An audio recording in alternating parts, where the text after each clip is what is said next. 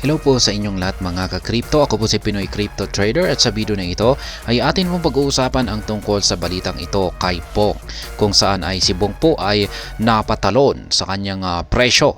Yan, tumalon po ang kanyang presyo ng 45%. At nangyari po ito pagkatapos na magkaroon po ng naglabas po ng confirmation si Coinbase na malilista po ito sa kanilang platform. At ayan, bago po tayo magpatuloy ay nais ko lamang po munang bigyang linaw ang aking disclaimer kung saan ang nilalaman po ng video na ito ay hindi po ito isang financial advice.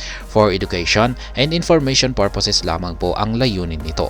Maliban po dito ay nais ko na rin pong magbigay babala na wala pong kahit anumang group chat ang Pinoy Crypto Trader. Ayan, sabi po rito ay Bonk. A meme coin resident in the Solana ecosystem has jumped by 45% after leading US-based exchange Coinbase confirmed that it would add support for the token. Ayan. Ayan po ang si Bonk po ay isang meme coin ng Solana ecosystem at napatalon po yung kanyang presyo, lumundag po ng 45%. At ang nagdulot po nito ay ang confirmation ni Coinbase na bibigyan na po ng suporta or susuportahan po niya ang Bonk token. And this Bonk's growth is one of the biggest daily jumps this month, with the price hitting a new all-time high of 40 digits 1482 following the news. Ayan, nagkaroon na naman siya ng panibagong all-time high dahil sa tumalon, napatalon na naman yung kanyang presyo. At sabi niya rito ay yung pagtalon po ng presyo ni Bonk ay isa po ito sa biggest daily jumps sa loob biggest daily jumps ni Bonk sa loob ng buwan na ito.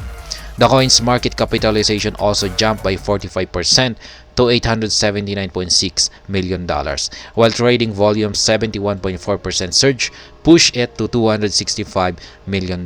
Kaya yan, maging yung kanyang market cap at yung kanyang trading volume ni Bonk ay napatalon na rin. Yan, 45% po sa kanyang market cap at 71.4% naman sa kanyang trading volume.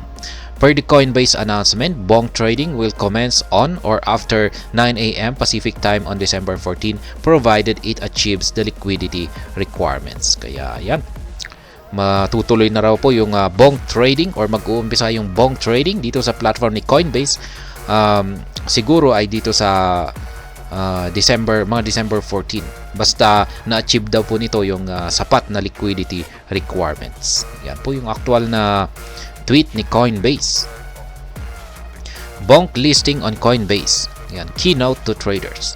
As a trading platform with very strict listing guidelines, Coinbase said it may restrict the trading of Bonk in some jurisdictions. The asset pair supported is the Bonk USD, which the exchange said will go live in phases. Ayan, yun nga lang, dahil sa meron daw napaka-strictong listing guidance, ayan, si Coinbase ay mukhang may restricted na ibang mga bansa ang hindi makakapag-trade ng Bonk dito sa kanilang platform. Kaya sa ngayon ay ang asset po na supported dito kay Coinbase ay ang Bonk USD. Yan, Coinbase published the contract for Bonk. Yan, ito po yung contract niya on the Solana Network SPL token to properly guide its trader to know which asset they are interacting with. As teased earlier, one major thing to note is the experimental asset label accompanying the Bonk listing. The trading platform typically adds this tag as a transparency move to show traders that a particular asset is new and may possess a relatively lower trading volume compared to its whole ecosystem. This will arguably help traders make more informed decisions when interacting with the assets. As observed by CoinGecko, the Coinbase listing positions Bonk as the third largest meme coin to go live on the exchange after Dogecoin and Shiba Inu. Ayan, ayon po kay CoinGecko ay ang Coinbase, yung pagkakalista ni Coinbase dito kay Bonk ay nailagay po ito sa pwesto bilang third largest meme coin. Yan ayan, to go live on exchange. Yan, pagkatapos ng Dogecoin at saka Shiba Inu. Kaya yan, pangatlo na po si Bonk. Ayan. Ang tindi talaga ni Bonk. Ayan, nawala na po dati si Pepe. Ang inaasahan natin si Pepe. Pero yan, mas matindi po pala itong si Bonk. Bonk Traction, a good boost for Solana.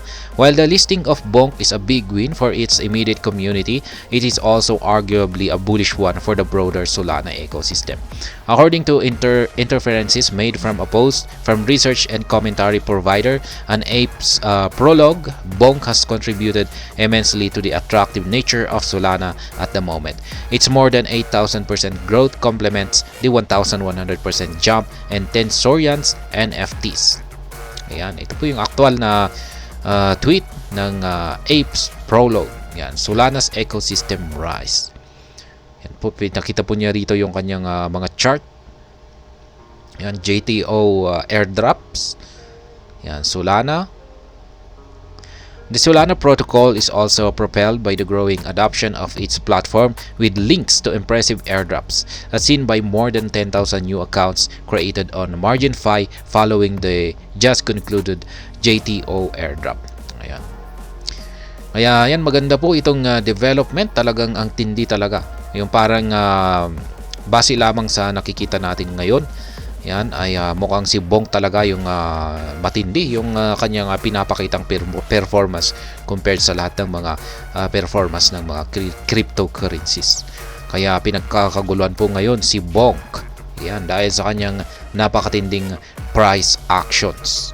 At hanggang ngayon ay talagang bumabanat pa rin siya. Yan, matindi pa rin yung kanyang banat or galawan or price action. Kaya ayan, hindi natin alam kung maging yung mga nag-FOMO ay kumita na rin. Ayan. Pero hindi natin alam yung mag-FOMO ngayon kasi yan na nga, sobrang overbought na talaga itong si Bonk at maraming mga eksperto na nagsasabi na anytime ay pwedeng bumagsak itong si Bonk. Ayan, kasi gumawa na naman po siya ng panibagong all-time high niya. Ang nakakatakot po rito kung pag naglalaro na siya sa kanyang all-time high ay anytime ay pwede po talaga itong bumagsak ng mabilis. Kaya yan yung sinasabi ng mga expert, maraming mga ex-market analyst na anytime ay pwede daw pong bumagsak si Bonk. Ayan. Pero hindi pa rin natin alam. Kaya baka pwede pang umakyat pa rin ito. At yan, kasi mahirap po talagang ma-predict yung kung ano yung mangyayari, kaya nga hanggang prediction lamang po tayo. Yan, pero ayon nga sa mga market analysts ay kailangan po nating mag-ingat dahil sobra na talaga yung inangat ni Bonk. Umangat na talaga ng sobrang napakataas at yung inangat nito ay hindi inaasahan. Yan, hindi inaasahan na sobrang pag-angat. At ayan, hanggang dito na lamang po tayo sa video na ito. Sana po ay inyong nagustuhan ang aking paliwanag dito. Kung inyo po itong nagustuhan ay pakiclick lamang po ang like button nito.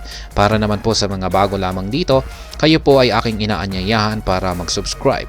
Pakiclick na rin po ang bell icon nito dahil ito po ang siyang magsisilbing notification nito sa mga bago kong videos na akin pong ina-upload sa aking YouTube channel na ito. Marami pong salamat sa panonood. Ingat po tayo lagi at God bless po sa ating lahat.